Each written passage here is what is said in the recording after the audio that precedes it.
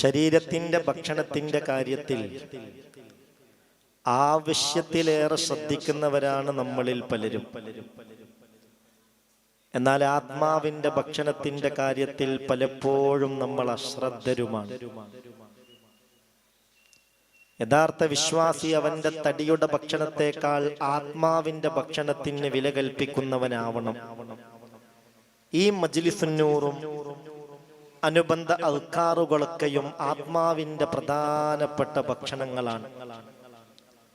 ജീവിതത്തിലും മരണത്തിലും അതിന്റെ സന്തോഷം അനുഭവിക്കാൻ നമുക്ക് സാധിക്കും. അല്ലാഹു തൗഫീഖ് നൽകട്ടെ.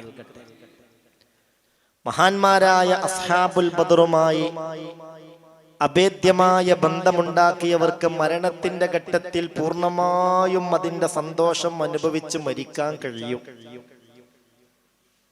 മരണസമയത്ത് അസ്ഹാബുൽ ബദറിന്റെ ഹുളൂർ ഉണ്ടാകും. ശൈത്താന്റെ ചതിയെ തൊട്ട് അവര് തടയും. അല്ലാഹു തൗഫീഖ് നൽകട്ടെ. അതിനാണല്ലോ മജ്ലിസുന്നൂറിൽ തന്നെ നമ്മൾ ദുആ ചെയ്യുന്നത്.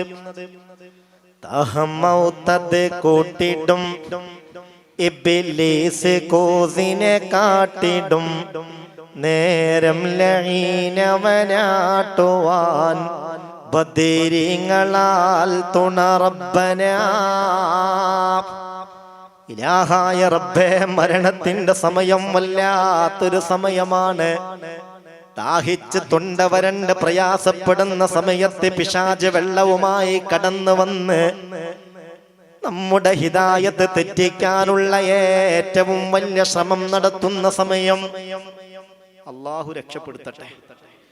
അള്ളാഹു ആ സമയത്ത് അവന്റെ ചതിയിൽ പെടുന്നതിനെ തൊട്ട് നമ്മളിൽ ഓരോ കാത്ത് രക്ഷിക്കട്ടെ. മുഅ്മിനെ ദുആ ചെയ്യണം. മുഅ്മിനെ, ആ സമയം വല്ലാത്ത ഒരു സമയമാണ്. ഹബീബായ നബി തങ്ങൾ പോലും ഇലാഹായ റബ്ബിനോട് ദുആ ചെയ്തതല്ലേ, അല്ലാഹുമ്മ ഇന്നി അഊദു ബിക മിൻ അൻ യതഖബ്ബതനി അശ്ശൈത്വാനു ഇൻദൽ മൗത്ത്.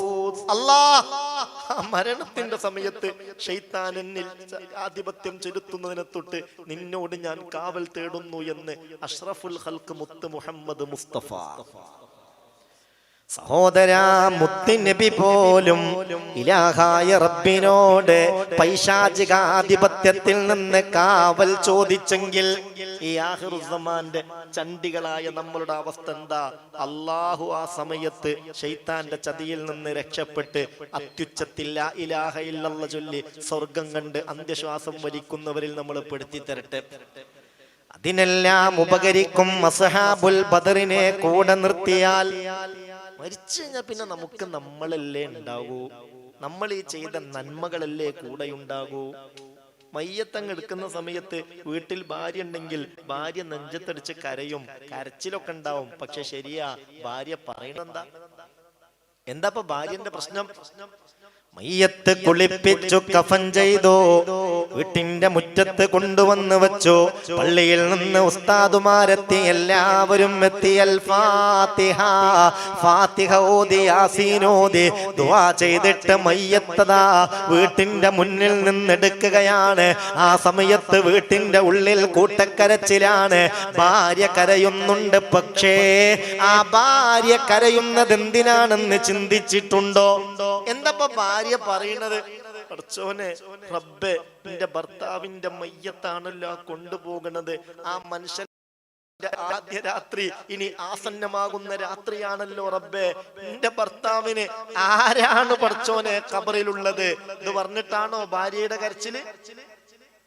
അല്ല, ഭാര്യ നെഞ്ചത്തടിച്ച് കരയുന്നത് ഇനി എനിക്കാരാണ് അല്ലാ,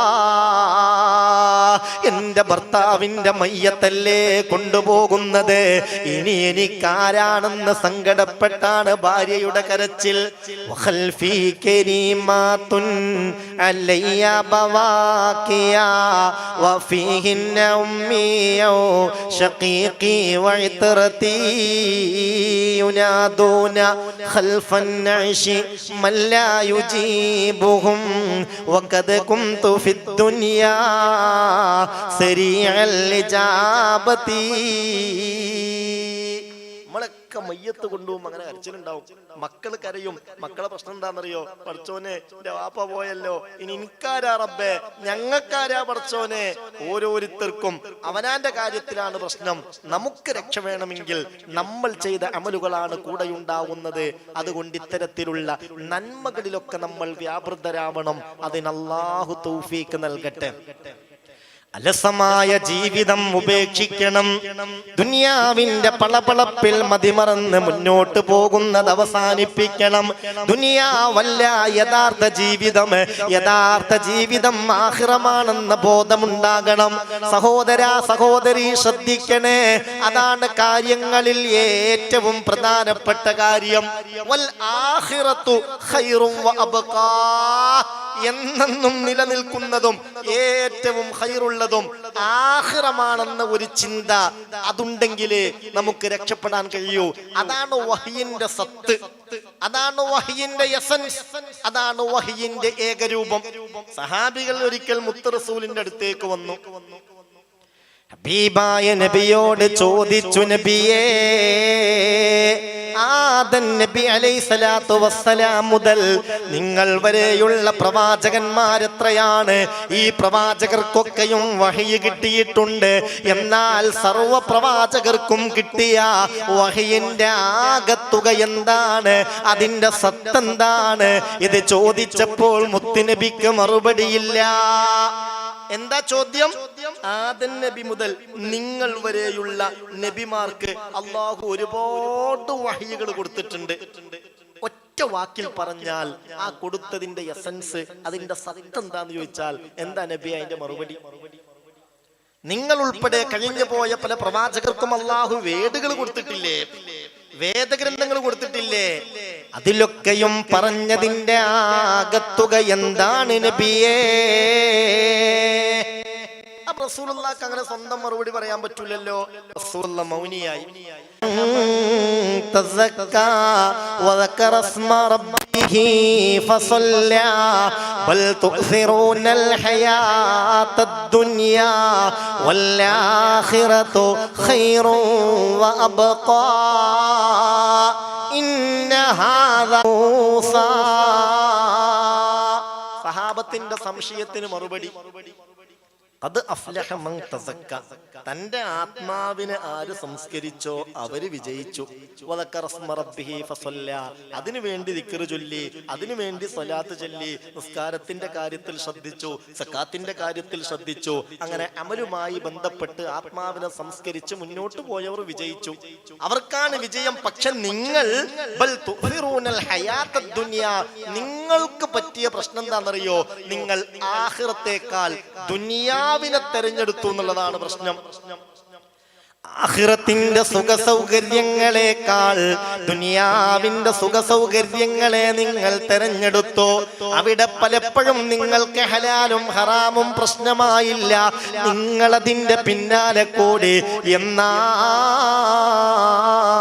നിങ്ങളോട് പറയാനുള്ള കാര്യം ഇതാണ്, വൽ ആഖിറതു ഖൈറുൻ വഅബ്ഖാ,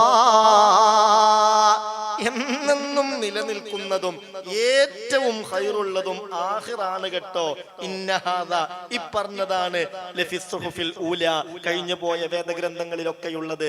സുഹുഫി ഇബ്രാഹിം മൂസ, തന്നെയാണ് മൂസാ നബി കൊടുത്തത്, തന്നെയാണ് ഇബ്രാഹിം നബി കൊടുത്തത്, തന്നെയാണ് എല്ലാ പ്രവാചകർക്കും കൊടുത്തത്. ഇതാണ് വഹയിന്റെ സത്ത്. വൽ ആഖിറതു ഖൈറുൻ വഅബ്ഖാ. അതിനെന്ത് വേണമെന്നറിയോ? റാഹത്തോടുകൂടുള്ള ഒരു മരണം കിട്ടണം. റാഹത്തോടുകൂടുള്ള ഒരു മരണം കിട്ടണമെങ്കിൽ ഒറ്റ വഴിയേ ഉള്ളൂ, ജീവിതം നന്നാക്കലാണ് മരണം നന്നാക്കാനുള്ള വഴി. അതിന് അല്ലാഹു നമുക്ക് തൗഫീക്ക് തരട്ടെ. മരണം ആഖിറത്തിലേക്കുള്ള വാതിലാണ്. ആ മരണം മോശായാൽ അവിടെ അങ്ങോട്ടുള്ള കാര്യങ്ങളൊക്കെ കട്ടപ്പുകയായിരിക്കും. പടച്ചോനെ, നീ ഞങ്ങളെ കാക്കണേ റബ്ബേ. പ്രത്യേകിച്ച് മഹാന്മാരായ ഉലമാക്കൾ പഠിപ്പിച്ചിട്ടുണ്ട്, ചില ദുസ്വഭാവങ്ങളുള്ളവർക്ക് ലാ ഇലാഹ ഇല്ലല്ലാഹ് ചൊല്ലി മരിക്കാൻ കഴിയൂല. ചില ദുസ്വഭാവങ്ങളുള്ളവർക്ക് ലാ ഇലാഹ ഇല്ലല്ലാഹ് ചൊല്ലി മരിക്കാൻ കഴിയൂല. അല്ലാഹു കാക്കട്ടെ. ഏതൊക്കെയാണ് ദുസ്വഭാവം സഹോദരാ സഹോദരി? ഇമാം സുബ്കി തങ്ങൾ എണ്ണുകയാണ്. 1 അത്തഹാവുനു ബിസ്വലാ, 2 വശുറുബുൽ ഖംർ, 3 വഉഖൂഖുൽ വാലിദൈൻ, 4 വഇദാഉൽ മുസ്ലിമീൻ, 5 അൽ കലാമു ബികലാമിദ് ദുനിയാ ഇൻദൽ ലദാൻ, 6 അൽ കലാമു ഇൻദ ഖിറാഅത്തിൽ ഖുർആൻ. ഒരു 6 ഘട്ടങ്ങൾ ഇമാം സുബ്കി തങ്ങൾ പറയുന്നുണ്ട്. 6 ദുസ്വഭാവങ്ങൾ. ഇതിലേതെങ്കിലും ഒരു ദുസ്വഭാവം ഏതെങ്കിലും ഒരാണിലോ പെണ്ണിലോ ഉണ്ടെങ്കിൽ ലാ ഇലാഹ ഇല്ലല്ലാഹ് എന്ന് ചൊല്ലി മരിക്കാൻ കഴിയൂല കേട്ടോ. അല്ലാഹു നമ്മളെ കാത്തുരക്ഷിക്കട്ടെ. എല്ലാവരും ആമീൻ പറഞ്ഞേക്ക്. അല്ലാഹു കാക്കട്ടെ.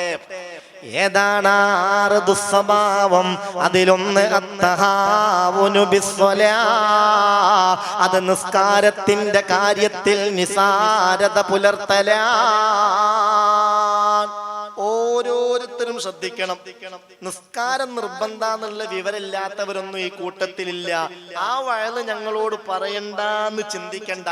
നിസ്കാരത്തിന്റെ കാര്യത്തിൽ അശ്രദ്ധരായാൽ, നിസ്കാരത്തെ നിസാരമാക്കിയാൽ കഴിഞ്ഞു.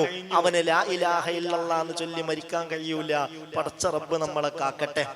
മരണം വരെ കാൽമുട്ടും നെറ്റിയും ഒക്കെ നിലത്ത് വെച്ച് ഒരു വഖ്ത് പോലും ഖളാ ആവാതെ നേരത്തിന് നിസ്കാരം നിർവഹിക്കാൻ അല്ലാഹു നമ്മളെ കൂട്ടത്തിൽ ഓരോരുത്തർക്കും തൗഫീഖ് നൽകട്ടെ. അതൊരാഗ്രഹമാവണം. അതിനു വേണ്ടി ദുആ ചെയ്യണം. നമ്മളെ കൂട്ടത്തിലൊക്കെ എത്ര വക്തുകൾ ഖളാ ആകുന്ന ആളുകളുണ്ട്. ഞാൻ കഴിഞ്ഞ ആഴ്ച മുതുപറമ്പ് ഒരു സഹോദരി, വളരെ പ്രായമുള്ളൊരു ഉമ്മയാണ്. അത് വീണിട്ട് അതിന്റെ കാലിന്റെ തൊടയല് പൊട്ടി, അതിന്റെ കയ്യും പൊട്ടി. അങ്ങനെ എന്നോട് മക്കള് വിളിച്ചിട്ട് പറഞ്ഞു, ഉമ്മ അനങ്ങിയാ പറയും ഉസ്താദിനോടൊന്ന് വരാൻ പറയണം, ഉസ്താദിനെ കാണങ്ങൾ ഒന്ന് വരണേന്ന് പറഞ്ഞ് ഞാനവിടെ ചെന്നു. അപ്പൊ ചെന്നപ്പോ അതിന് എണീക്കാനൊന്നും വയ്യ, കിടക്കുകയാണ്. ചെവി തീരെ കേൾക്കൂല. അതിനോട് പറഞ്ഞൊരു സംഗതി, ഇന്റെ ആകെയുള്ള വിഷമം, ഇന്റെ നിസ്കാരം കളായി പോകുന്നുണ്ടല്ലോ, നിസ്കരിക്കാൻ എനിക്ക് കഴിയുന്നില്ലല്ലോ. അങ്ങനെയാണ് പിന്നെ അള്ളാഹു എന്നെ ഇവിടെ വെക്കുന്നതിൽ അർത്ഥമല്ല. ഒന്നിരിക്കാൻ എന്നെ പെട്ടെന്ന് മരിപ്പിക്കണം, അല്ലെങ്കിൽ എനിക്ക് നിസ്കരിക്കാനുള്ള തൗഫീഖ് കിട്ടണം, അല്ലാതെ ഇവിടെ ജീവിക്കാൻ എനിക്ക് താല്പര്യമില്ല. ആ ഒരു ഈമാൻ നമ്മൾ ചിന്തിക്കണം.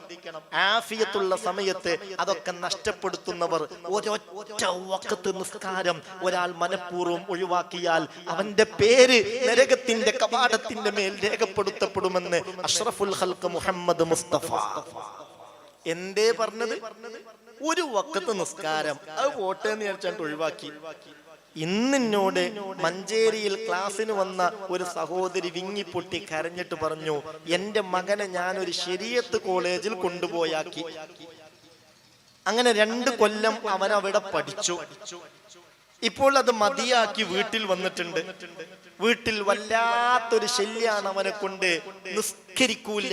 ഉസ്താദെ നിങ്ങളോട് പറയാൻ വയ്യ, ജുമഅക്ക് പോലും പള്ളിയിലേക്ക് പോകാൻ അവൻ തയ്യാറാവുന്നില്ല.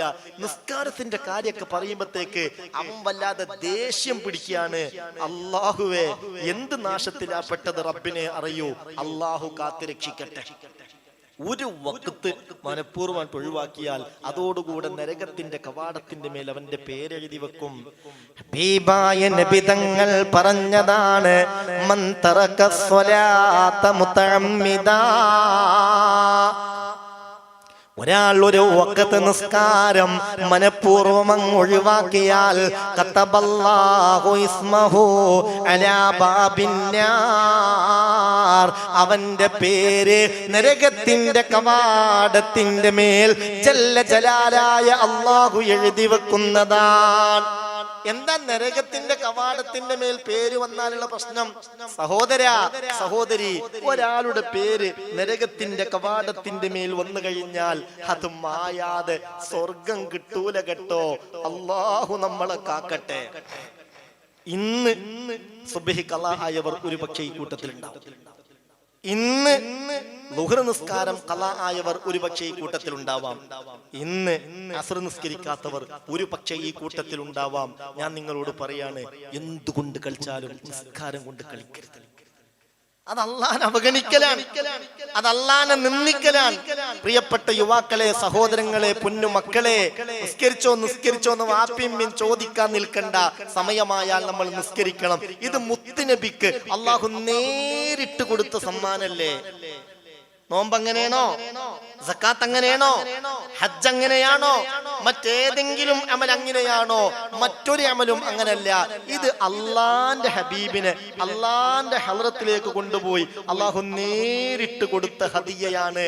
അതെനിക്ക് വേണ്ട എന്നാണ് ഒരുത്തന്റെ നിലപാടെങ്കിൽ അവനും അള്ളാഹുവും തമ്മിൽ യാതൊരു ബന്ധവും ഉണ്ടാവില്ല.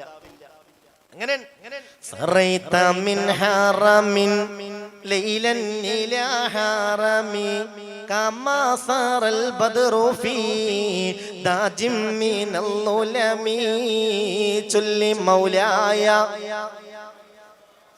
ലിം ദായിമൻ അബദാ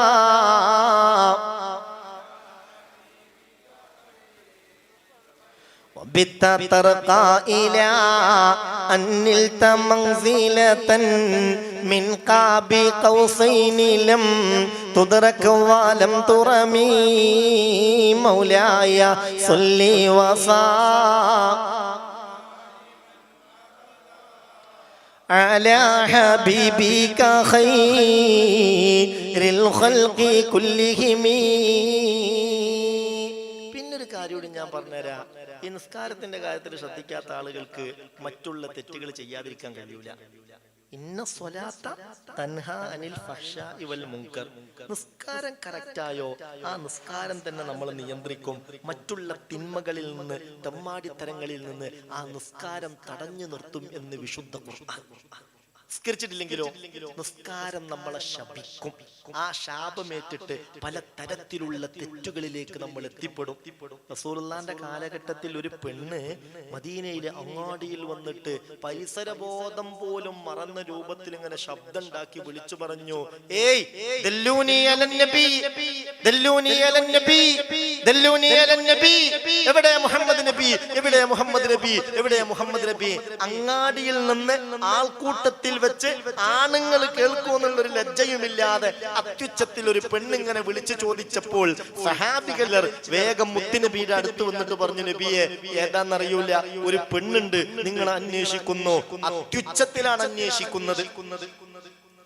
പറഞ്ഞു, ആയിക്കോട്ടെ, നിങ്ങൾ ആ പെണ്ണിനെ കൊണ്ട് കൊണ്ടുവരൂ. ഏതാ നോക്കാലോ. മുത്തുനബി ചോദിച്ചു, അല്ല പെണ്ണെ, നീ അങ്ങാടിയിൽ നിന്ന് വല്ലാതെ ഒച്ചത്തിൽ എന്നെ അന്വേഷിച്ചു എന്ന് കേട്ടല്ലോ. ഒരു പെണ്ണാകുമ്പോ ആ പെണ്ണിന്റെ ഏറ്റവും വലിയ സൗന്ദര്യം ഹയാ അല്ലേ, ലജ്ജയല്ലേ. പെണ്ണിന്റെ ലജ്ജ ഉയർത്തപ്പെട്ടാൽ, പെണ്ണിന് ലജ്ജയില്ലാതെയായാൽ ഖിയാമത്ത് നാൾ പ്രതീക്ഷിച്ചോളൂ എന്ന് മുഹമ്മദ് മുസ്തഫ.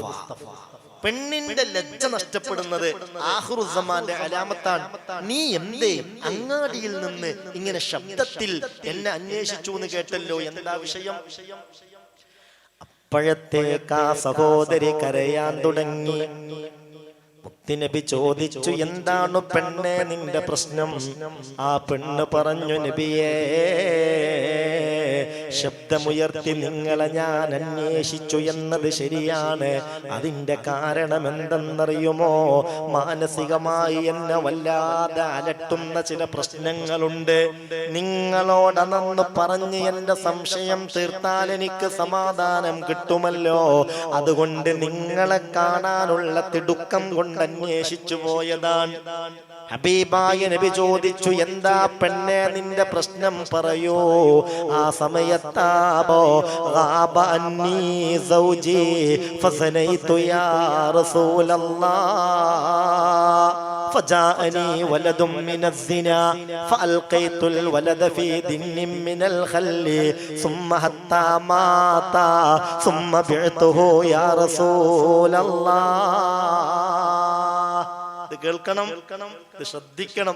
ആ പെണ്ണ് പറഞ്ഞ ഇതാണ്, നബിയെ എന്താ കാര്യം എന്നറിയോ? ഒരുപാട് തെറ്റ് ചെയ്തു പോയൊരു പെണ്ണാണ് ഞാൻ. ഒരു മനുഷ്യനോട് പറയാൻ പറ്റൂല. ഗാബ അന്നി സൗജി, എന്റെ ഭർത്താവ് വിദേശത്ത് പോയി. അങ്ങനെ ഫസനൈതു യാ റസൂലല്ലാഹ്, നാട്ടിലുള്ള ഒരാളുമായി ആ ബന്ധത്തിൽ ഞാൻ ഗർഭിണിയായി, എനിക്കൊരു കുട്ടിയുണ്ടായി. ഫൽഖൈതുൽ വലദ ഫീ ദിന്നിൻ മിനൽ ഖല്ലി, ആ കുട്ടിയെ ഞാനൊരു സുർക്കയുടെ ടിന്നിലിട്ട് വെച്ചു. സുർക്കറിയില്ലേ? സുർക്കറിയില്ലേ? ഒരു സുർക്കന്റെ ടിന്നിൽ ആ കുട്ടീനെ എടുത്തിട്ടു. ഹത്താ മാത്ത, സുർക്കയുടെ ടിന്നിൽ കിടന്ന് കുട്ടി മരിച്ചു. ഞാൻ എന്റെ കൈ കൊണ്ടൊരു കുഴി കുഴിച്ചു, ഈ കുട്ടിയെ ആ കുഴിയിലിട്ട് മൂടി. സുമ്മ ബിഅ്തുഹു യാ റസൂലല്ലാഹ്, പിന്നീട് ഞാൻ ചെയ്തതെന്താന്ന് കേൾക്കണ്ടേ? ഈ കുട്ടി കിടന്ന മരണപ്പെട്ട സുർക്കയെ മറ്റൊരാൾക്ക് വിൽക്കുകയും ചെയ്തു. ഇതൊരാൾ കിടന്ന് മരിച്ച, ഒരു കുട്ടി കിടന്ന് മരിച്ച സുർക്കയെന്നറിയാണെങ്കിൽ ആരും അത് വാങ്ങൂല. പക്ഷെ ഞാനത് മറച്ചു വെച്ചു. ആ സുർക്കയെ ഞാൻ ടിന്നിലിട്ട് കൊന്നു കളഞ്ഞു നബിയെ. ഞാൻ ആ കുട്ടിയെ കുഴിച്ചു മൂടി നബിയെ. ആ കുട്ടി കിടന്ന് മരണപ്പെട്ട സുർക്ക മറ്റൊരാൾക്ക് ഞാൻ വിറ്റു, ഞാൻ ചതിച്ചു നബിയെ. ഒരുപാട് തെറ്റുകൾ ചെയ്തു പോയി. ഇന്ന് മാനസികമായി അതിന്റെ പേരിൽ ഞാൻ വല്ലാത്ത വിഷമത്തിലാണ്. അതുകൊണ്ട് നബിയെ, എനിക്കറിയേണ്ട കാര്യം ഇതാണ്. ഫഹല്ലി മിൻ തൗബതി യാ റസൂലല്ലാഹ്, അല്ലാഹുവിന്റെ അടുക്കൽ എനിക്ക് തൗബ കിട്ടൂലേ നബിയെ? എനിക്കെന്റെ റബ്ബ് മാപ്പ് തരില്ലയോ നബിയേ? അപ്പൊ റസൂലുള്ളാഹി പെണ്ണിനോട് പറഞ്ഞു, തൗബന്റെ കാര്യമൊക്കെ അവിടെ കട്ടെ, തൗബല്ല എന്നൊന്നും ഞാൻ പറയണില്ല. അള്ളാഹുവിന്റെ റഹ്മത്തിന്റെ വാതിൽ വിശാലാണ്, തൗബയുടെ വാതിൽ അള്ളാഹു തുറന്നു വെച്ചിട്ടുണ്ട്. തൗബല്ല എന്നൊന്നും ഞാൻ പറയുന്നില്ല. പക്ഷെ പെണ്ണെ, ഇത്രയും തിന്മകൾ നീ ചെയ്തല്ലോ, അതിന്റെ കാരണം നിനക്ക് കേൾക്കണ്ടേ? ഇങ്ങനെയുള്ള തിന്മയിൽ നീ അകപ്പെട്ടത്, വലാകിന്നി ലനന്തു അന്നകി തറക്തി സ്വലാത്തൽ അസ്രി, പെണ്ണെ ഒരു അസ്ർ നിസ്കാരം നീ ഉപേക്ഷിച്ചു. ആ നിസ്കാരത്തിന്റെ ശാപം നിനക്കേറ്റുപോയി. അമാ സമഅതും ഖൗലല്ലാഹി അസ്സ വജല്ല, അല്ലാഹുവിന്റെ ഖൗല് നീ കേട്ടില്ലയോ? ഇന്നസ് സ്വലാത്ത തൻഹാ അനിൽ ഫഹ്ശാ ഇവൽ മുൻകർ. നിസ്കാരം ശരിക്കും നിസ്കാരാണോ? അസ്വിലത്തു ബൈനൽ അബ്ദി വ ബൈന റബ്ബിഹി, അല്ലാഹുവിന്റെയും അബ്ദിന്റെയും ഇടയിലുള്ള ആ കൂടിച്ചേരലാണോ നിസ്കാരം? എങ്കിൽ ആ നിസ്കാരം ഫഹ്ശാഇനെ തൊട്ട്, തിന്മകളെ തൊട്ട്, തെമ്മാടിത്തരങ്ങളെ തൊട്ട് തടയുമെന്ന് വിശുദ്ധ ഖുർആൻ. ആ നിസ്കാരത്തിന്റെ ശാപം നിനക്കേറ്റതാണ്. ഈ തെമ്മാടിത്തരങ്ങളിൽ നീ പെട്ടുപോകാൻ കാരണമെന്ന് അല്ലാഹുവിന്റെ റസൂല് പഠിപ്പിച്ചെങ്കിൽ നമ്മൾ ചിന്തിക്കണം. നമ്മുടെ നാട്ടിൽ ഒരു കല്യാണം ഉണ്ടെങ്കിൽ അന്ന് ആ കല്യാണവുമായി ബന്ധപ്പെടുന്ന വീട്ടുകാരിൽ പലർക്കും, ഞാൻ പറയണ നിങ്ങൾക്ക് പറ്റണില്ലേ? വലിയ കാര്യത്തിൽ കൊണ്ടുവന്നിട്ട് ഇപ്പൊ നിസ്കാരത്തെ കുറിച്ചാ വായത്. ഇപ്പൊ ഞങ്ങൾക്ക് അറിയാത്തതാണല്ലോ. നിസ്കാരത്തിന്റെ കാര്യത്തിൽ കൊറോണയ്ക്ക് ശേഷം പ്രത്യേകിച്ചും പലരും ഗഫ്ലത്തിലാണ്, അശ്രദ്ധരാണ്. പലരും ആ വിഷയത്തിലൊക്കെ പിന്നിലേക്ക് പോവാണ്. എന്തുകൊണ്ട് കളിച്ചാലും നിസ്കാരം കൊണ്ട് കളിക്കും. പലപ്പോഴും കല്യാണ ദിവസം പെണ്ണിന് നിസ്കാരമല്ല, പെണ്ണിന് കല്യാണ ദിവസം നിസ്കാരമല്ല. എങ്ങനെയാണ് അവളുടെ വൈവാഹിക ജീവിതത്തിൽ ബറക്കത്തുണ്ടാവുക? എങ്ങനെ ഉണ്ടാവുക? പലപ്പോഴും നിസ്കാരം ഖളാ ആണ്. പെണ്ണിന്റെ വീട്ടുകാർക്ക്, പെണ്ണിന്റെ ഉമ്മക്ക്, പെണ്ണിന്റെ വീട്ടിൽ പലർക്കും നിസ്കാരം ഖളാ. അതേമാതിരി തന്നെ വരന്റെ വീട്ടിലും. പടച്ചോനെ, വീട്ടിലൊരു സൽക്കാരം ഉണ്ടെങ്കിൽ, ഒരു നോമ്പ് തുറക്കുണ്ടെങ്കിൽ പലപ്പോഴും ആണുങ്ങൾ നിസ്കരിച്ചാലും പെണ്ണുങ്ങൾക്ക് പലർക്കും. ഇത് നമ്മൾ ശ്രദ്ധിക്കണം. അള്ളാഹു നേരത്തിന് നിസ്കരിക്കുന്നവരിൽ നമ്മൾ പെടുത്തി തരട്ടെ. അള്ളാഹു സൗഭാഗ്യം നൽകട്ടെ.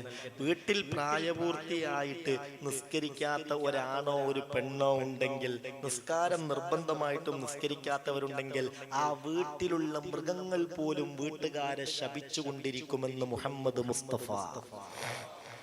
അപ്പൊ അതിന്റെ ഒരു ഗൗരവത്രേ. ഇപ്പൊ നമ്മളെ വീട്ടിൽ കോഴിനെ വളർത്തുന്നുണ്ടെന്ന് വിചാരിക്കുക, അങ്ങനെ ഉണ്ടാവുമല്ലോ. ഇപ്പൊ വളരെ കുറവാണെങ്കിലും പഴയ കാലത്തൊക്കെ നാടൻ കോഴികളൊക്കെ സജീവമായിരുന്നു. ചിലപ്പോ വീട്ടിൽ ആടുണ്ടാവും, പൂച്ച ഉണ്ടാവും. അങ്ങനെയുള്ള മൃഗങ്ങൾ പോലും നിസ്കാരം നിർബന്ധമായ ഒരാൾ വീട്ടിൽ അത് നിർവഹിക്കാതിരുന്നാൽ ആ വീട്ടുകാരോട് തന്നെ അവർക്ക് ദേഷ്യായിരിക്കും എന്ന് മുഹമ്മദ് മുസ്തഫ. അള്ളാഹു നേരത്തെ നിസ്കരിക്കുന്നവരിൽ നമ്മൾ പെടുത്തി തരട്ടെ. പലപ്പോഴും നമ്മുടെ ഈ ക്ലാസ്സിനൊക്കെ വരുന്ന പല ഉപ്പാരും ഉമ്മാരും പറയുന്ന ഒരു സങ്കടം എന്താണെന്നറിയോ? മോനെ നിസ്കരിക്കാൻ വിളിച്ച അപ്പത്തേക്ക് ദേഷ്യം പിടിക്കാൻ, സുബഹിക്കൊന്ന് നീച്ചു കിട്ടണമെങ്കിലുള്ള ഇടങ്ങാറ് എത്രയെന്നറിയോ? എന്നിട്ട് പേടിയാണ് ഓനെ വിളിക്കാൻ. അള്ളാഹുവേ പഠിച്ചോനെ, നിസ്സാരമായ വിഷയമല്ലല്ലോ, ഇത് ഗൗരവമുള്ള കാര്യമാണല്ലോ. അള്ളാഹു കാക്കട്ടെ.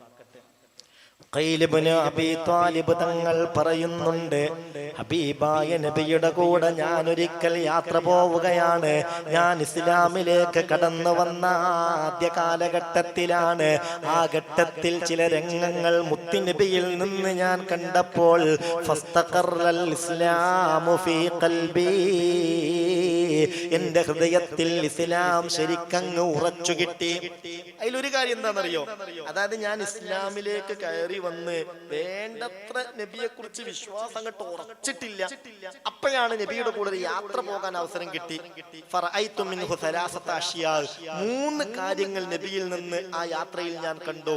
ഫസ്തഖറൽ ഇസ്ലാമു ഫീ ഖൽബി, അപ്പനിക്ക് ഉറപ്പായി, ഒരു സംശയവും വേണ്ട, ധാരന്നെ അല്ലാഹുവിന്റെ ദൂതനാണ്, ഒരു സംശയം വേണ്ട. അതിൽ 3ാമത് ഞാൻ കണ്ട കാര്യം എന്താണെന്നറിയോ? ഹബീബിന്റെ കൂടെ ഞാൻ ഇങ്ങനെ നടക്കവേ അതാ ഒരൊട്ടകം ഓടിക്കിതച്ച് വരികയാണ്. അത് ഹബീബായ നബിയുടെ അടുത്ത് വന്ന് വിനയാനിതയായി നിൽക്കുകയാണ്. തന്റെ മുഖം താഴ്ത്തിയിട്ടത് മനുഷ്യനെ പോലെ വിളിച്ചു പറയുകയാണ്, അല്ലമാൻ അല്ലമാനു യാ റസൂലല്ലാഹ്, ഒന്ന് രക്ഷപ്പെടുത്തണേ നബിയെ, ഒന്ന് സംരക്ഷിക്കണേ നബിയെ. ഈ ഒട്ടകം ഇങ്ങനെ സങ്കടത്തോടുകൂടെ മുത്തുനബിയോട് വിളിച്ചു പറയുന്നു. ഫലം യൽബസ്, ഒട്ടും താമസിച്ചില്ല. ഹത്താ ജാഅ ഖൽഫഹു അറാബിയുൻ, പിന്നാലെ അതാ ഒരു ഗ്രാമീണൻ ഓടി വരുന്നു. ഇൻദഹു സൈഫും മസ്ലൂൽ, അയാളുടെ കയ്യിൽ ഊരിപ്പിടിച്ച വാളുണ്ട്. ഒരു പിടിച്ച വാളുമായി അയാൾ ഒട്ടകത്തിന്റെ അടുത്തേക്ക് പാഞ്ഞെടുക്കുകയാണ്. ഉടനെ ഹബീബായ നബി തങ്ങൾക്ക് കാര്യം മനസ്സിലായി. ഈ ഒട്ടകം സംരക്ഷണം ചോദിച്ചത് ഇയാളിൽ നിന്നാണ്. ഉടനെ ഫഖാല മകാനക്, നബി പറഞ്ഞു, അവിടെ നിൽക്ക്, ഈ സാധുവായ മൃഗം എന്നോട് വല്ലാതെ സങ്കടം പറയുന്നുണ്ടല്ലോ, എന്തിനാണ് ഈ വാളുമായി നീ ഇതിന്റെ പിന്നാലെ കൂടിയത്? അപ്പൊ അയാള് പറഞ്ഞു, നബിയെ, എന്റെ ഉദ്ദേശം ഇതിനെ അറക്കലാണ്, ഇതിനെ അറുത്ത് ഇതിന്റെ മാംസം വിറ്റ് എന്റെ കടക്കാരെ പിരിച്ചുവിടണം, അതന്നെ എന്റെ ഉദ്ദേശം. എന്റെ കാര്യം എന്നറിയോ?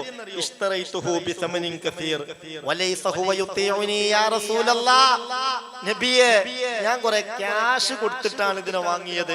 പക്ഷെ എന്താന്നറിയൂല, ഈ ഒട്ടകം എനിക്ക് തീരെ വഴിപ്പെടുന്നില്ല. ഇതിനെ കൊണ്ട് എന്തെങ്കിലുമൊക്കെ ജോലി ചെയ്യിച്ച് അതെന്റെ ഉപജീവനത്തിനൊരു ഉപാധിയാകുമെന്ന പ്രതീക്ഷയിലാണ് ഞാൻ വാങ്ങിയത്. പക്ഷെ അതെനിക്ക് തീരെ വഴിപ്പെടുന്നില്ല നബിയെ. അതുകൊണ്ട്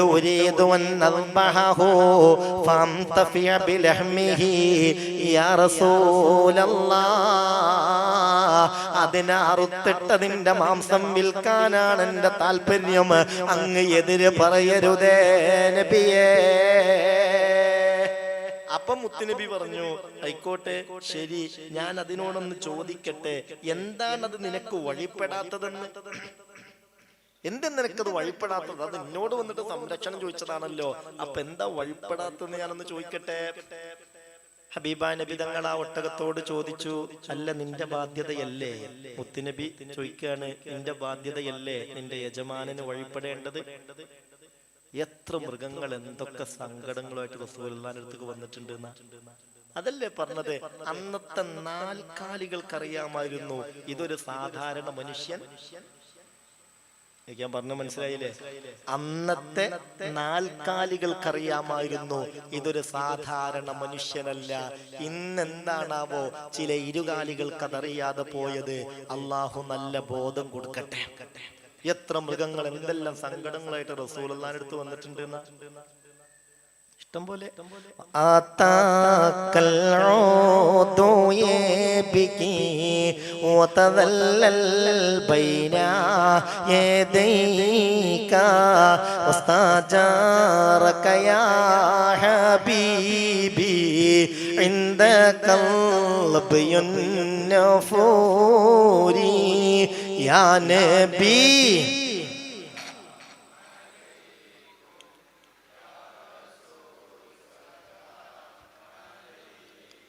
യാ ഹബീബ് സലാം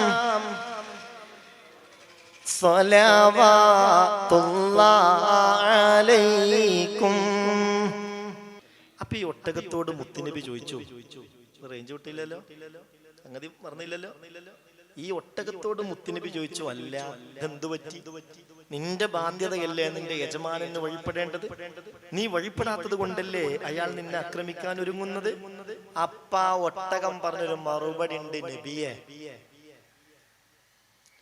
ജോലി ചെയ്യാനൊരു മടിയും എനിക്കില്ല, ആരോഗ്യപരമായൊരു പ്രശ്നവും എനിക്കില്ല, പിന്നെ ഇയാൾക്ക് ഞാൻ വഴിപ്പെടാത്തത് എന്തെന്നല്ലേ നിങ്ങളെ ചോദ്യം?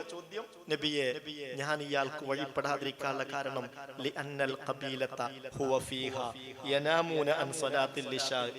ഇവന്റെ കുടുംബവും ഇവനും പലപ്പോഴും ഇശാ നിസ്കരിക്കാതെയാണ് ഉറങ്ങാറുള്ളത്. ഒഴിവാക്കിയിട്ടാണ് ഇവനും ഇവന്റെ കുടുംബവും പലപ്പോഴും ഉറങ്ങാറുള്ളത്. അള്ളാഹ്ക്ക് വഴിപ്പെടാത്ത ഇവന് ഞാൻ വഴിപ്പെട്ടാൽ എന്തിനാണ് അവന് വഴിപ്പെട്ടതെന്ന് അള്ളാഹുവിന്റെ ഭാഗത്ത് നിന്ന് ചോദ്യമുണ്ടാകുമോ എന്നതാണ് എന്റെ പേടി. അതുകൊണ്ടാണ് ഞാൻ അയാൾക്ക് വഴിപ്പെടാത്തത്.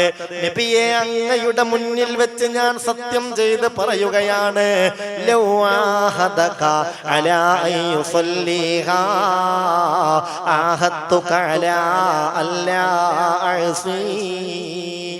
മേലിൽ നിസ്കാരം ഒഴിവാക്കൂലാന്ന് അങ്ങയുടെ മുന്നിൽ വെച്ച് അയാൾ വാക്ക് തരികയാണെങ്കിൽ ഞാൻ നിങ്ങൾക്ക് വാക്ക് തരാ, മേലിൽ അയാൾക്ക് ഞാൻ എതിര് കാണിക്കൂല.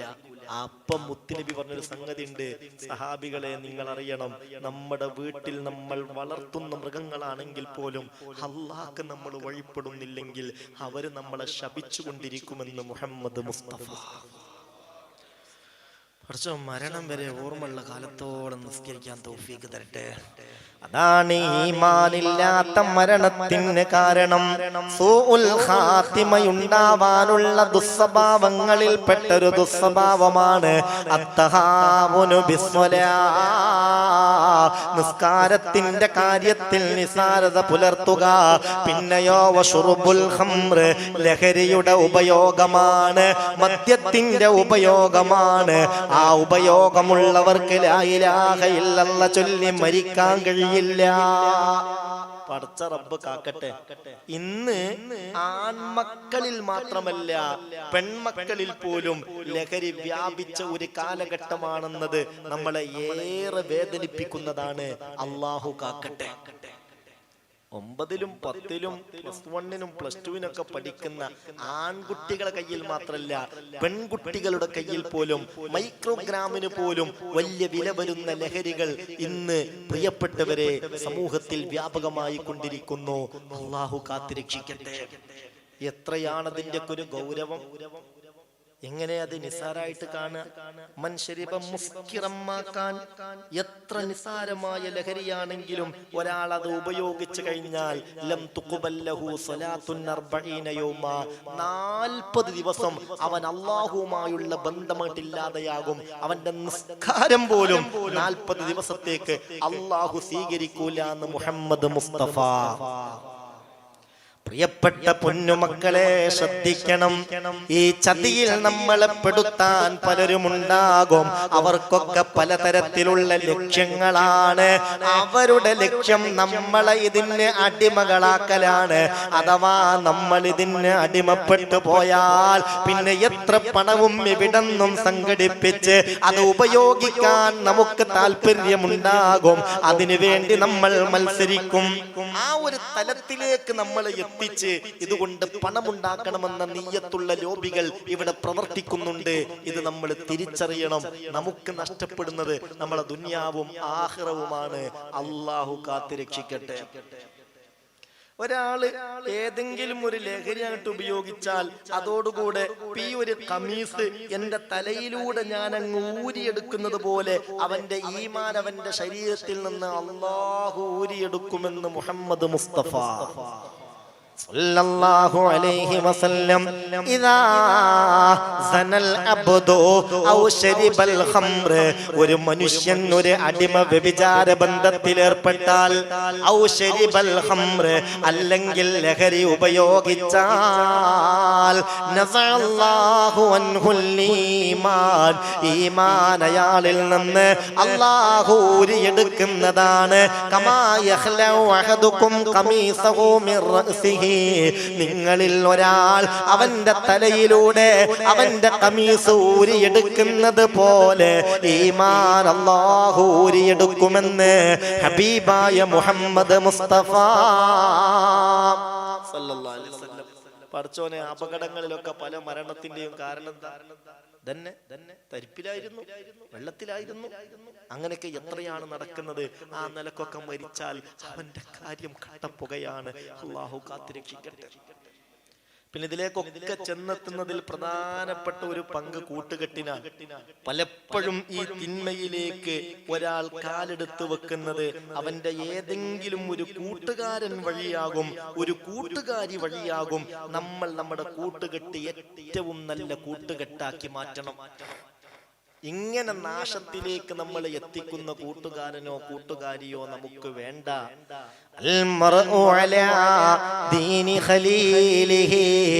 ഏതൊരാളും അവന്റെ കൂട്ടുകാരന്റെ സ്വഭാവവും സംസ്കാരവും രീതിയും ഏതാണോ അതിനനുസരിച്ചായിരിക്കും. അതുകൊണ്ട് നിങ്ങളിൽ ഓരോരുത്തരും ആരോടാണ് കൂട്ടുകൂടുന്നതെന്ന് ഗൗരവമായി ശ്രദ്ധിക്കട്ടെ എന്ന് മഹാനായ മുഹമ്മദ് മുസ്തഫ സല്ലല്ലാഹു അലൈഹി വസല്ലം. മക്കളെ, നമ്മളെ കൂട്ടുകെട്ട് നന്നാവണം. നമ്മളെ നരകത്തിലേക്ക് എത്തിക്കുന്ന കൂട്ടുകെട്ട് നമുക്ക് വേണ്ട. അങ്ങനത്തെ ഒക്കെ കൂട്ടുകാരെ കൊണ്ട് നമ്മൾ നാശത്തിലെത്തിയാൽ, മരിച്ചു ചെന്ന് മഹ്ശറയിലെത്തുമ്പോ നമുക്ക് ഏറ്റവും വലിയ സങ്കടം ഈ കൂട്ടുകാരന്റെ കൂടെ കൂടിയ കാരണത്താലായിരിക്കുമെന്ന് അള്ളാഹുവിന്റെ ഖുർആൻ പറയുന്നുണ്ട്. ചിലപ്പോ ചില കൂട്ടുകാരന്മാര് നമുക്ക് വേണ്ടാന്ന് ഉമ്മയും ബാപ്പയൊക്കെ പറയുമ്പോ നമ്മളെ തലേക്കത് കയറൂല. ബാപ്പാനേക്കാളും വലിയ പ്രാധാന്യം കൂട്ടുകാരന് കൊടുക്കും, ഉമ്മയേക്കാൾ വലിയ പ്രാധാന്യം കൂട്ടുകാരികൾക്ക് കൊടുക്കും.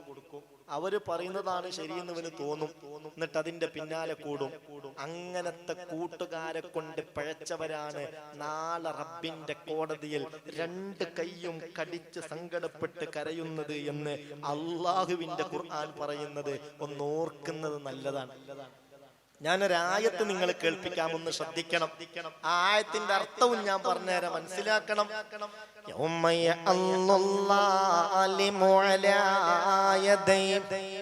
يقول يا ليتني اتخذت مع الرسول سبيلا يا ويلتى ليتني لم اتخذ فلانا خليلا لقد اضلني عن الذكر بعد إذ جاءني وكان الشيطان للإنسان خذولا. ശ്രദ്ധിക്കും. ഞാൻ ഈ ആയത്തിന്റെ അർത്ഥവും ഇറങ്ങാനുള്ള കാരണം പറഞ്ഞുതരാം. കൂട്ടുകാരെ കൊണ്ടൊക്കെ പിഴച്ചു പോകുന്ന എത്ര ആളുകൾ നമ്മളെ കൂട്ടത്തിൽ ഉണ്ടെന്നറിയോ? ഇതൊക്കെ ഒന്ന് ചിന്തിക്കുന്നത് നല്ലതാണ്. ആയത്തിന്റെ അർത്ഥം എങ്ങനെയാണ്?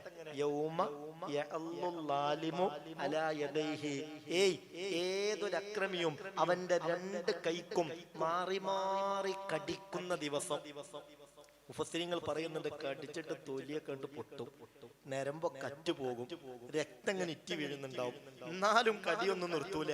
കാരണം ഇതിന്റെ വേദന ഒന്നും അവൻ അറിയൂല. ഇതിനേക്കാൾ വലിയ വേദന, ഈ കൈക്കുള്ളതിനേക്കാൾ വലിയ വേദന മനസ്സിനാണ്. എന്താ പ്രശ്നം? ഓൻ വിളിച്ചു പറയാണ്, യാ ലൈതനി ഇത്തഖദ്തു മഅർ റസൂലി സബീല. പടച്ചോനെ, എനിക്ക് ആ നബിയുടെ കൂടെ തന്നെ നിന്നാ മതിയായിരുന്നു. ആ നബിയുടെ സന്ദേശം പറഞ്ഞു തന്ന പണ്ഡിതരുടെ കൂടെ തന്നെ നിന്നാ മതിയായിരുന്നു. യാ വൈലത, എന്റെ നാശമേ, ലൈതനി ലം അത്തഖിദ് ഫുലാനൻ ഖലീല. എന്റെ ഇന്നാലിന്ന കൂട്ടുകാരന്റെ കൂടെ ഞാൻ കൂടിയിട്ടില്ലായിരുന്നെങ്കിൽ എത്ര നന്നായിരുന്നു. ആ കൂട്ടുകാരന്റെ കൂടെ കൂടിയതാണല്ലോ എന്റെ എല്ലാ നാശത്തിന്റെയും കാരണം. ലഖദ് അളല്ലനി അനി ദിക്രി, ഈ സത്യസന്ദേശം എനിക്ക് കിട്ടിയതിനു ശേഷം അതിൽ നിന്ന് എന്നെ തെറ്റിച്ചത് അവനാണ്. വകാന ശൈത്വാനു ലിൽ ഇൻസാനി ഖദൂല, അവൻ എൻ്റെ ഏറ്റവും വലിയ ശൈത്താനായി വന്നല്ലോ എന്ന് മഹ്ശറയിൽ വെച്ച് വിളിച്ചു പറയും. ഇനി കേൾക്കി, ഈ ആയത്തിറങ്ങിയത് ഉബയ്യ് ഇബ്നു ഖലഫിന്റെ വിഷയത്തിലാണ്. ഉബയ്യ് ഇബ്നു ഖലഫ് തന്റെ കൂട്ടുകാരനായ ഉഖബത്ത് ഇബ്നു അബീ മുഅയ്ത്തിനെ കൊണ്ട് പഴച്ചുപോയി. അപ്പോഴാണ് ആയത്തിറങ്ങിയത്. എന്താ സംഭവം എന്നറിയോ? ഒരു ദിവസം കഅബാലയത്തിന്റെ പരിസരത്ത് അബൂജഹലിന്റെ നേതൃത്വത്തിൽ ഖുറൈശികൾ ഒരു യോഗം ചേർന്നു.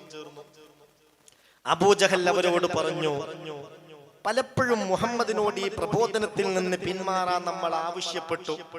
അതിന് പണം വേണമെങ്കിൽ പണം തരാം, പെണ്ണ് വേണമെങ്കിൽ പെണ്ണ് തരാം, അധികാരം വേണമെങ്കിൽ അധികാരം തരാം, എല്ലാം നമ്മൾ അവൻ ഓഫർ ചെയ്തിട്ടും അവൻ തയ്യാറായിട്ടില്ല.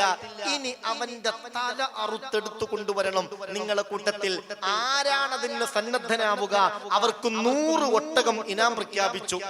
ശ്രദ്ധിക്കണേ, ചാടി എഴുന്നേറ്റു ഉബയ്യ് ഇബ്നു ഖലഫ് ലഅനത്തുല്ലാഹി അലൈഹി.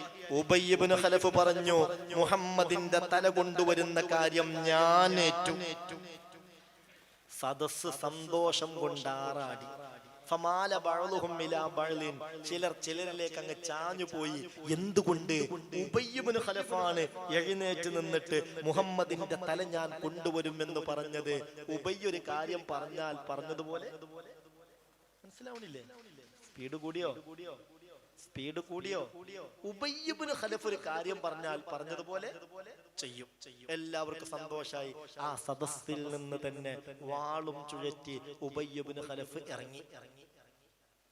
നേരെ പോകുന്നത് ഹബീബായ മുഹമ്മദ് മുസ്തഫ സല്ലല്ലാഹു അലൈഹി വസല്ലമ തങ്ങളുടെ ഹളറത്തിലേക്കാണ്. ചെന്ന് നോക്കുമ്പം മുത്തുനബി വിശുദ്ധ ഖുർആൻ ഓതുകയാണ്. സൂറത്തുൽ ഫുസ്സിലത്താണ് പാരായണം ചെയ്യുന്നത്. അറബി സാഹിത്യം നന്നായി അറിയുന്ന ആളാണ് ഉബയ്യ് ഇബ്നു ഖലഫ്. റസൂലുള്ള സൂറത്തുൽ ഫുസ്സിലത്ത് ഇങ്ങനെ മധുര മനോഹരമായി ഓതുകയാൻ. അപ്പോൾ ഉബയ്യ് ഇബ്നു ഖലഫ് ഒരു കുറച്ചു നേരം അതൊന്നിങ്ങനെ ശ്രദ്ധിച്ചു കേട്ടു. ഹബീബായ നബി തങ്ങളുടെ ആ സ്വരരാഗസുധ ഉബയ്യ് ഇബ്നു ഖലഫിന്റെ ഖൽബിലേക്ക് അങ്ങ് അടിച്ചു കയറി. അവന്റെ ഹൃദയത്തിൽ വല്ലാത്ത മാറ്റങ്ങൾ ഉണ്ടായി. അവന്റെ രോമമെടുത്തു പിടിച്ചു. അവൻ അറിയാതെ വിളിച്ചു പറഞ്ഞു പോയി, മാജ്മലഹാ. അതിങ്ങനെ നിന്ന് കേൾക്കായിരുന്നു. എന്തെന്നില്ലാത്ത ഒരു മാറ്റം എന്റെ ഹൃദയത്തിലുണ്ടായി. അതെന്റെ ഹൃദയത്തിലേക്ക് തുളച്ചു കയറി. അതുകൊണ്ട് എനിക്ക് ഷഹാദത്ത് കലിമ ചൊല്ലിത്തരൂ, ഞാനും മുസ്ലിം ആകട്ടെ. ആരാ പറയുന്നത്? തലെടുക്കാൻ ചെന്ന ആള് ഉബയ്യ് ഇബ്നു ഖലഫ്. ഹബീബായ നബിക്ക് വല്ലാത്ത സന്തോഷമായി. ഫലക്കനഹു റസൂലുള്ളാഹ്, അല്ലാഹുവിന്റെ റസൂൽ അതാ ഷഹാദത്ത് കലിമ ചൊല്ലി കൊടുക്കുകയാണ്. ഉബയ്യ് ഇബ്നു ഖലഫ് ഷഹാദത്ത് കലിമ ഏറ്റു ചൊല്ലുകയാണ്. ഒരു കൊച്ചുകുട്ടിയെ പോലെ ഹബീബിന്റെ മുന്നിലിരുന്ന് മുത്തുനബിയോട് നിറ കണ്ണുകളോട് ഇസ്ലാം ദീനിനെ കുറിച്ച് പലതും ചോദിക്കുകയാണ്. ആ സംശയങ്ങൾക്കൊക്കെ ഹബീബായ നബി തങ്ങൾ മറുപടി പറയുകയാണ്. അവിടെ അപ്പുറത്ത് അവര് കാത്തിരിക്കുന്നുണ്ട്. എന്തിന്? അലക്കു വേണ്ടിട്ട്. ഇപ്പൊ വരും. ഒരാളരക്കം കേൾക്കുമ്പോഴത്തേക്ക് ചാടി എഴുന്നേറ്റ് നോക്കും, ഉബയ്യ് ഇബ്നു ഖലഫാണോ. നേരം കുറെ കഴിഞ്ഞിട്ടും ആളെ കാണാൻ ഇല്ല. അപ്പൊ അബൂജഹൽ പറഞ്ഞു, ചില ആളുകളെ വിളിച്ചിട്ട്, മുഹമ്മദിന്റെ തലെടുക്കാൻ പോയതല്ലേ, എന്തനർത്ഥ സംഭവിച്ചെന്ന് അറിയൂല, ഒന്ന് ചെന്ന് നോക്കൂ എന്ന് പറഞ്ഞ് 2 ആളുകളെ മുത്ത് റസൂലിന്റെ ഹളറത്തിലേക്ക് പറഞ്ഞയച്ചു. അവര് മെല്ലെ ചെന്ന് നോക്കുമ്പോ കണ്ട കാഴ്ച, തലെടുക്കാൻ പോയ മനുഷ്യൻ സ്വന്തം തലയും താഴ്ത്തി മുത്ത് മുഹമ്മദ് മുസ്തഫ സല്ലല്ലാഹു അലൈഹി വസല്ലം തങ്ങളെ മുന്നിൽ അങ്ങനെ ഇരിക്കുക. അവർ ശ്രദ്ധിച്ചു നോക്കുമ്പോ പല സംശയങ്ങളും ചോദിക്കുന്നു. മുത്തുനബിയെ വല്ലാതെ ആദരിക്കുന്നു, ബഹുമാനിക്കുന്നു. അവര് വേഗം അബൂജഹലിന്റെ അടുത്ത് കൂടി വന്നിട്ട് പറഞ്ഞു,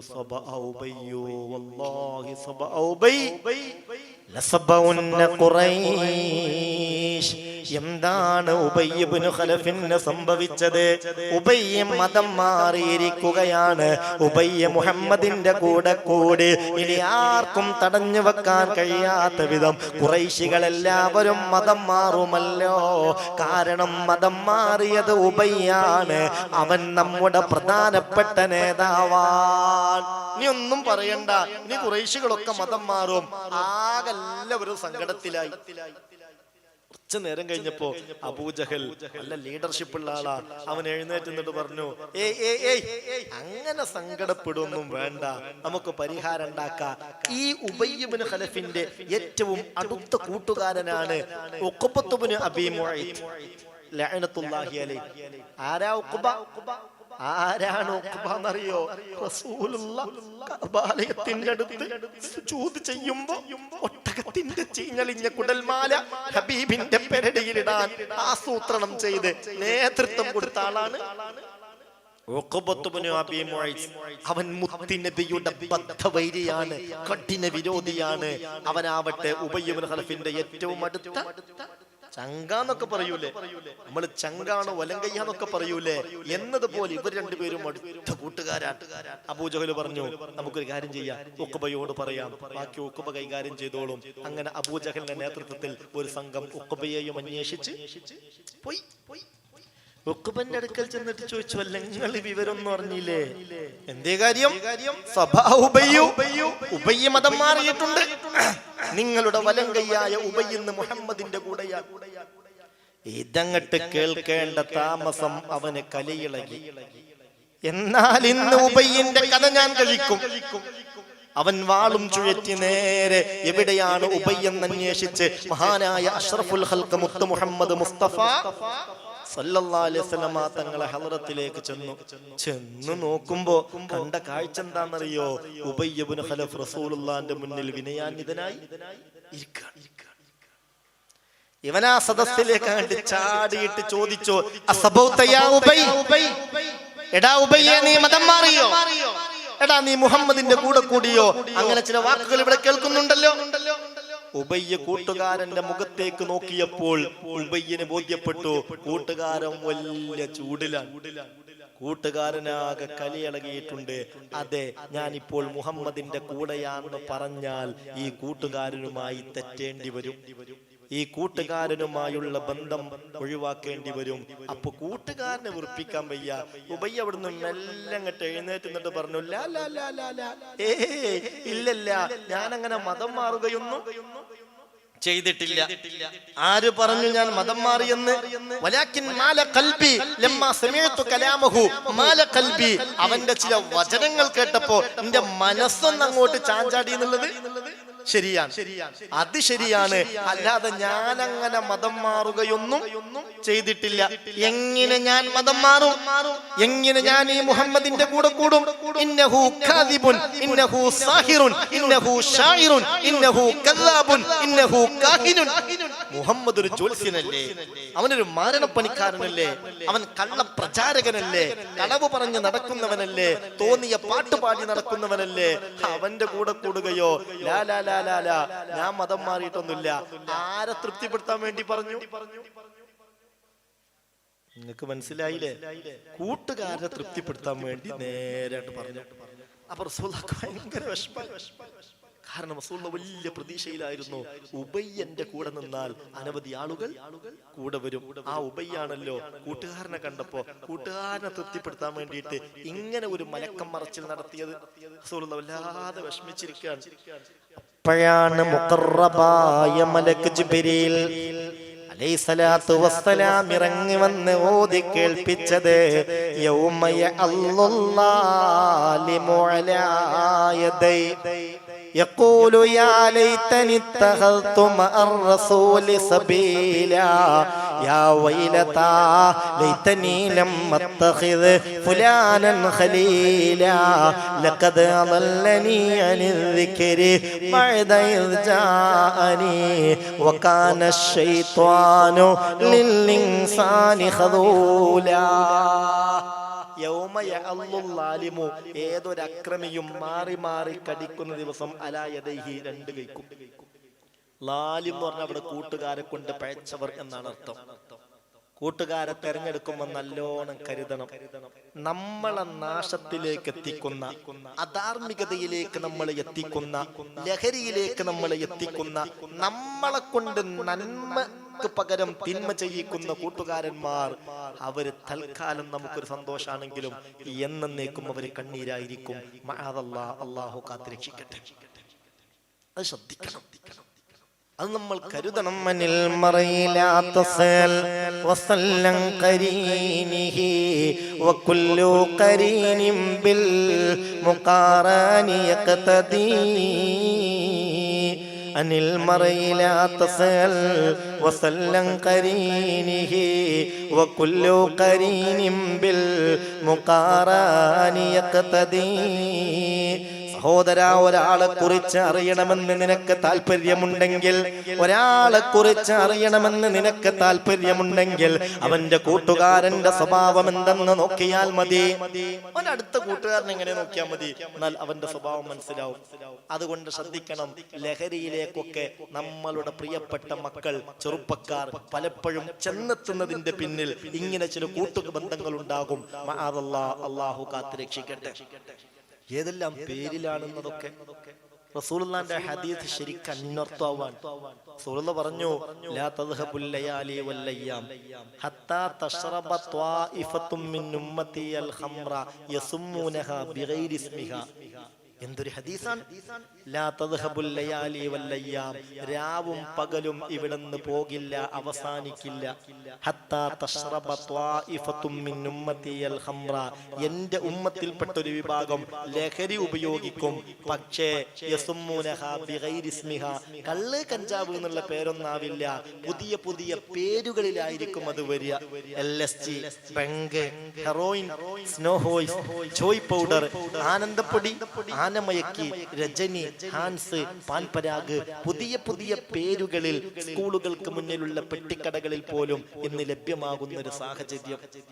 സ്റ്റാമ്പിന്റെ രൂപത്തില്, നെയ്സിൽപ്പിന്റെ രൂപത്തില്, മിഠായിയുടെ രൂപത്തില്, അത് ജ്യൂസിലും ഐസ്ക്രീമിലും ഒക്കെ ആയി നൽകപ്പെടുന്ന ഒരവസ്ഥ സംജാതമായിരിക്കുന്നു. ഏറെ കരുതണം, ഏറെ ശ്രദ്ധിക്കണം. ഏതായാലും ശുറുബുൽ ഖംർ, ലഹരിയുടെ ഉപയോഗവും അത് സൂഉൽ ഖാതിമ, അത് ഉപയോഗിക്കുന്നവർക്ക് ലാ ഇലാഹ ഇല്ലല്ലാഹ് ഈ വചനം ചൊല്ലാൻ കഴിയാതെ മരണസമയത്ത് നാവ് പിടച്ചു പോകുമെന്ന് അഷ്റഫുൽ വറ നബി മുഹമ്മദ് മുസ്തഫ സല്ലല്ലാഹു അലൈഹി വസല്ലം. മൂന്നാമത്തെ സ്വഭാവം ഏതാണ്? ഉഖൂഖുൽ വാലിദൈൻ, അത് ഉമ്മയെ വെറുപ്പിക്കലാണ്, ബാപ്പയെ വെറുപ്പിക്കലാണ്, അവരെ വേദനിപ്പിക്കുന്ന വാക്കുകൾ പറയലാണ്. ഈ സ്വഭാവം ഒരാളിലുണ്ടായാലും മരണസമയത്ത് രക്ഷപ്പെടാൻ കഴിയില്ലല്ലോ. അല്ലാഹുവേ, ഞങ്ങളെ മാതാപിതാക്കളിൽ ജീവിച്ചിരിക്കുന്നവർക്ക് ആഫിയത്തുള്ള ദീർഘായുസ്സ് നൽകണം. അവരിൽ പലരും ഇന്ന് 6 അടി മണ്ണിനുള്ളിലാ. ഖബറിന്റെ കഥയെന്തെന്ന് ഞങ്ങൾക്കറിയില്ല. ഖബർ അവർക്ക് സമ്പൂർണ്ണ സന്തോഷമാക്കണമേ അല്ലാ. ഇതിന്റെ ഒക്കെ ഒരു കൂലി ഞങ്ങൾ ഉമ്മാന്റെയും ബാപ്പാന്റെ ഒക്കെ ഖബറിലേക്ക് എത്തിച്ചു കൊടുക്കണേ പഠിച്ചോനെ. ഒരാൾ എത്ര വളർന്നാലും എത്ര വലിയ ആളായാലും സ്വന്തം ഉമ്മയേക്കാൾ ബാപ്പയേക്കാൾ വലിയ ആളാവുന്ന് വിചാരിക്കരുത്. ചില വാപ്പാരിമാരെയൊക്കെ വർത്താനം കേൾക്കുമ്പോൾ പേടിയാണ്. ഞാൻ ചേളാരി ഒരിക്കൊരു വയലിന് പോയപ്പോ സ്റ്റേജിൽ ഇരിക്കുന്ന ഒരു സഹോദരൻ എന്നോട് പറഞ്ഞു, എനിക്കൊരു സ്വകാര്യം പറയാണ്ട്. എന്നിട്ട് എന്താ പറഞ്ഞെന്നറിയോ? എന്റെ മോന്റെ കാര്യം തന്നെ. ഈ ആഴ്ചയിൽ 2 തവണ അവൻ എന്നെ അടിക്കാനൊരുങ്ങി. എനിക്ക് സത്യത്തിൽ അവനെ കാണുന്ന പേടിയാണ്. ഓ വീട്ടിലേക്ക് വരുമ്പോൾ എനിക്ക് പേടിയാണ്. ഒരു ബാപ്പ പറയാണ് മോനെ കുറിച്ച്, എന്റെ മോനെ വീട്ടിലേക്ക് വരുമ്പോൾ എനിക്ക് പേടിയാണ്. എന്താണ് റബ്ബേ ഇതൊക്കെ? അല്ലാഹു കാക്കട്ടെ. അള്ളാന്റെ പൊരുത്തം മാതാപിതാക്കളുടെ പൊരുത്തത്തിലാണെന്ന് മുഹമ്മദ് മുസ്തഫ സല്ലല്ലാഹു അലൈഹി വസല്ലം. ശ്രദ്ധിക്കണം, ഖുർആനിലേക്ക് നോക്കിയാൽ കൂലി കിട്ടുന്നത് പോലെ, കഅബാലയത്തിലേക്ക് നോക്കിയാൽ കൂലി കിട്ടുന്നത് പോലെ, സംസം വെള്ളത്തിലേക്ക് നോക്കിയാൽ കൂലി കിട്ടുന്നത് പോലെ, പ്രിയപ്പെട്ട സഹോദരാ, മാതാപിതാക്കളുടെ മുഖത്തേക്ക് കാരുണ്യത്തോടുകൂടെ നോക്കിയാൽ അളവറ്റ പ്രതിഫലമാണ് പടച്ച റബ്ബിന് നൽകുന്നതെന്ന് ഖാല റസൂലുള്ളാഹി സ്വല്ലല്ലാഹു അലൈഹി വസല്ലം. അപ്പോൾ കാരുണ്യത്തോടുകൂടെ അവരുടെ മുഖത്തേക്ക് നോക്കിയാൽ ഇങ്ങനെയാണ് കൂലിയെങ്കിൽ, ദേഷ്യത്തോടുകൂടെ മുഖത്തേക്ക് നോക്കിയാൽ നേരെ തിരിച്ചായിരിക്കും ശിക്ഷ. ഇത് ചിന്തിക്കണം. റസൂലുള്ളാഹി പറയാണ്, മാമിൻ വലദിൻ ബാരിൻ യൻദുറു ഇലാ വജ്ഹിൽ വാലിദൈനി നദറ റഹ്മ ഇല്ലാ കതബല്ലാഹു ലഹു ഹജ്ജതൻ മബ്റൂറാ. മാമിൻ വലദിൻ ബാരിൻ, മാതാപിതാക്കൾക്ക് ഗുണം ചെയ്യുന്ന മകൻ അല്ലെങ്കിൽ മകൾ, യൻദുറു ഇലാ വജ്ഹിൽ വാലിദൈനി നദറ റഹ്മ, ആ ഉമ്മയുടെ മുഖത്തേക്ക്, ആ ഉപ്പയുടെ മുഖത്തേക്ക് അതാ കാരുണ്യത്തിന്റെ നോട്ടം നോക്കുന്നു. എന്നാൽ ഉമ്മാന്റെ മുഖത്തേക്ക് സ്നേഹത്തോടെ, സന്തോഷത്തോടെ, കാരുണ്യത്തോടു കൂടെ ഒന്ന് നോക്കി. അങ്ങനെ ചിന്തിക്കാൻ എൻ്റെ ഉമ്മയാണല്ലോ പഠിച്ചാലും എത്ര ത്യാഗം എനിക്ക് വേണ്ടി സഹിച്ചിട്ടുണ്ടാവും. എൻ്റെ ചെറിയ പ്രായത്തിലൊക്കെ എനിക്ക് വേണ്ടി എത്ര ഉറക്കൊഴിഞ്ഞിട്ടുണ്ടാവും. ഞാനിപ്പോൾ 1-2 ദിവസം ഉമ്മാക്ക് വേണ്ടി ഉറക്കൊഴിയുമ്പോഴത്തേക്ക് എൻ്റെ ക്ഷമ കെടുകയാണ്. അപ്പോഴത്തേക്ക് എനിക്ക് തോന്നുന്നു അങ്ങനെയാണെന്ന് മരിച്ചിട്ടാൽ മതിയല്ലോ. എനിക്ക് വേണ്ടി എത്ര ഉറക്കൊഴിഞ്ഞിട്ടുണ്ടാകും. ഒരിക്കൽ പോലും ഞാനൊന്ന് മരിച്ചു കിട്ടിയിരുന്നെങ്കിൽ എന്നുമ്മ ചിന്തിക്കൂല. ഉമ്മാരെ മനസ്സങ്ങനെയാണ്, ഉമ്മയുടെ മനസ്സങ്ങനെയാണ്. നമ്മുടെ ഈ അടുത്ത് പിന്നെ പൂക്കോട്ട് ചോല 30 വയസ്സുള്ള ഒരു മകൻ മരിച്ചു. ഇന്ന് ഞാൻ ആ വീട്ടിൽ പോയിരുന്നു. മഞ്ചേരി ക്ലാസ്സിന് പോകുമ്പോൾ വീട്ടിൽ കയറി. വ്യാഴാഴ്ച ആയിരുന്നു 7. അന്ന് അവർ ചെല്ലാൻ പറഞ്ഞിട്ട് പോകാൻ പറ്റിയില്ല. എന്നാൽ എപ്പെങ്കിലും ഒന്ന് വരണം എന്ന് പറഞ്ഞു. ഇന്ന് പോയി. 30 വയസ്സുള്ള ഉമ്മ, ആ മകൻ മരിച്ചിട്ട് ഉമ്മ പൊട്ടി പൊട്ടി കരയാൻ. നിങ്ങളറിയോ, ആ മകന് ബുദ്ധിയില്ല, ആ മകന് സംസാരിക്കാൻ കഴിയൂല, ആ മകന്റെ കൈക്കും കാലിനും ശേഷിയില്ല. എല്ലാം ഉമ്മ ചെയ്തു കൊടുക്കണം. എന്നിട്ട് പറയൂ, അത്ര ഒരു ശബ്ദം അങ്ങനെ ഉണ്ടാക്കും, ഒരു പ്രത്യേക ശബ്ദം അങ്ങനെ ഉണ്ടാക്കും. ക്ലാസിന്റെ സമയമായാല് ആ ശബ്ദം ഉണ്ടാക്കുമ്പോ ഓന് അതിട്ട് കൊടുക്കണം. എന്നിട്ട് അടുത്തിരുന്ന് നമ്മളും ഇങ്ങനെ ചെല്ലിയിട്ട് ഓനെ ഊതണം. ഇന്നും അവരിന്നോട് ആ വിവരം പറഞ്ഞു. അന്നാ 7 ശരിക്കാൻ വന്നപ്പോ പറഞ്ഞ അതേ കാര്യം ഇന്നും പറഞ്ഞു. അങ്ങനെ ചില സമയത്ത് ഇങ്ങനെ ക്ലാസ് വേണമെന്നുള്ള ഒരു ശബ്ദം ഉണ്ടാക്കുമ്പോൾ നമുക്കത് മനസ്സിലാവും. അപ്പൊ പഴയ ഏതെങ്കിലും വയലിട്ട് കൊടുത്താല് അതവന് മതിയാകൂല. അവനടുത്ത് നമ്മൾ ഇരിക്കണം. അപ്പോഴേ ഓനത് ഇപ്പം നടക്കുന്ന പരിപാടിയാന്ന് തോന്നുള്ളൂ. എന്നിട്ട് ഊതണം. എന്നിട്ട് ഇതൊക്കെ പറഞ്ഞിട്ട് ഉമ്മ അവസാനം ഒരു കാര്യം പറഞ്ഞ്, എന്റെ ഏറ്റവും വലിയ വേദന എന്താന്ന് ചോദിച്ചാൽ 30 വയസ്സായ എന്റെ മോൻ പോയി. എന്റെ നോട്ടത്തിൽ എന്തെങ്കിലും പെശക് പറ്റിയിട്ടുണ്ടോ എന്നുള്ളതാണ് ഞാൻ പറ്റുന്ന പോലെ ഒക്കെ നോക്കിയിട്ടുണ്ട്. ഷഹബാസ് എന്നാണ് ആ കുട്ടിയുടെ പേര്. ഞാൻ പറ്റുന്നത് പോലെ ഒക്കെ നോക്കിയിട്ടുണ്ട്. പക്ഷെ എന്നാലും എന്റെ മോനെ നോക്കുന്നതിൽ എന്തെങ്കിലും വീഴ്ചന്റെ അടുത്ത് പറ്റിപ്പോയിട്ടുണ്ടാവോ എന്ന് ആലോചിച്ചിട്ട് എനിക്കൊരു സമാധാനമല്ല. ഇതാണ് ഉമ്മയുടെ മനസ്സ്. അവർക്ക് മക്കൾക്ക് വേണ്ടി എത്ര ത്യാഗം സഹിച്ചാലും മതി വരൂല. പക്ഷെ നമ്മളെ സ്വഭാവം, നമ്മൾ പെട്ടെന്ന് റോങ് ആവും. ഒന്ന് പറഞ്ഞ് രണ്ടാമത്തേന് ചൂടാവും. ആ സമയത്ത് അവരുടെ മനസ്സ് വേദനിക്കോ ഇല്ലേ എന്നൊന്നും നമ്മൾ ചിന്തിക്കൂല.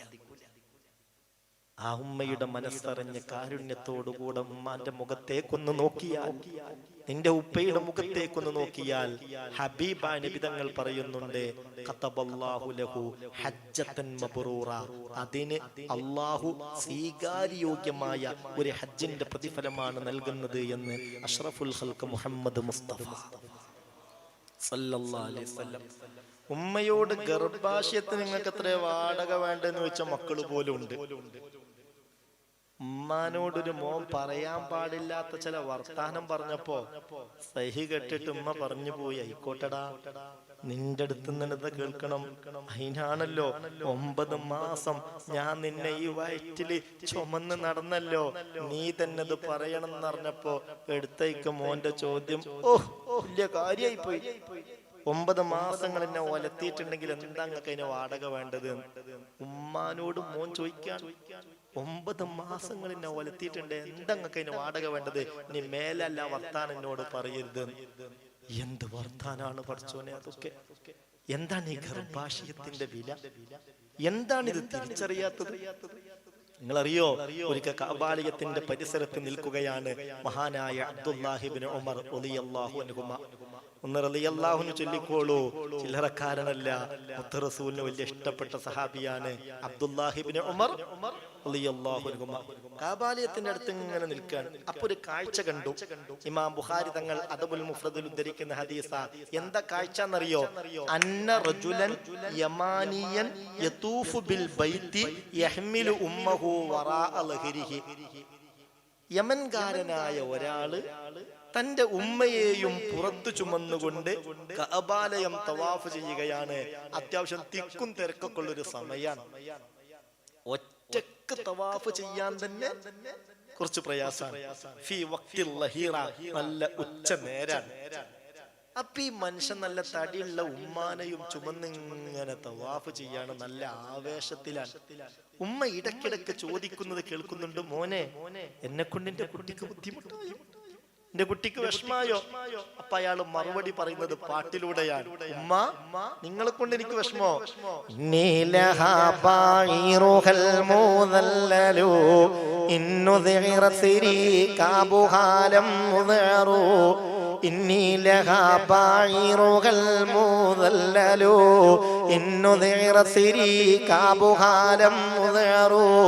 എന്റെ ഉമ്മാക്ക് ഞാൻ കീഴ്പ്പെടുത്തപ്പെട്ട ഒരു ഒട്ടകത്തെ പോലെയാണ്.